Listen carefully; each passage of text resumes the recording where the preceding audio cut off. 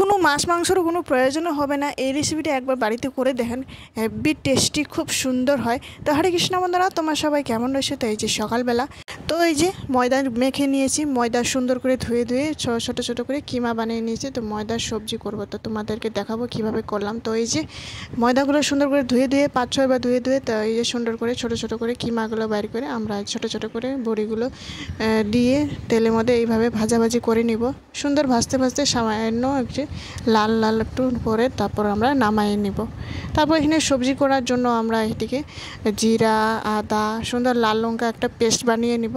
তারপর এই যে দেখুন তেলের মধ্যে একটু পাঁচফোড়ন, একটা টমেটো কেটে দিয়েছি, টক দই দিয়েছি 2 চামচ মতো দিয়ে, সুন্দর টক দই দিলে গ্রেভি ভালো হয়। তারপর এখানে আলুটি প্রথমে ভেজে নিয়েছিলাম, তো ভেজে রেখে দিয়েছিলাম, ভেজে সুন্দর করে তারপরে এই যে দেখুন মশলার উপরে দিয়ে সুন্দর 2-3 মিনিট নাড়াচাড়া করে হলুদ লবণ দেওয়ার পর তারপরে এই যে দেখুন একটু পরে জল দিয়ে 2-3 মিনিট উতলার পর তারপর আমরা ময়দার বড়িগুলো উপর দিয়ে দিই।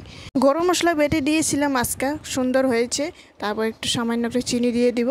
3 মিনিট উতলার পর আমরা নামাই নেব। তারপর এখানে আবার আপনি ডান্টি কচু সবজি করব। তো ডান্টি কচুগুলো আজকে সুন্দর করে কাটা হয়েছে। এই যে দেখুন সুন্দর লম্বা লম্বা সাইজের কেটে নিয়েছে। পাঁচফোড়ন দিয়ে আমরা যে কচুগুলো প্রথমে ভেজে নিয়ে নেব, হলুদ লবণ দিয়ে দিয়েছি আগে।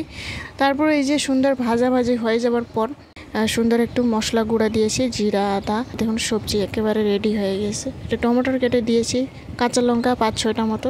সবজি তেমন সময়ও লাগে এটা সবজি করতে, তো আস্তে আস্তে ধীমে ধীমে গ্যাস দিতে নর্মালে গ্যাসটি অল্প অল্প করে তারপরে এখানে সুন্দর সেদ্ধ হয়ে যায়। তারপর ভাজাভাজি করা, তারপরে এই যেটা একটু জল দেওয়ার পর তারপর সবজি একেবারে রেডি ভাজাভাজি হয়ে যাওয়ার পর।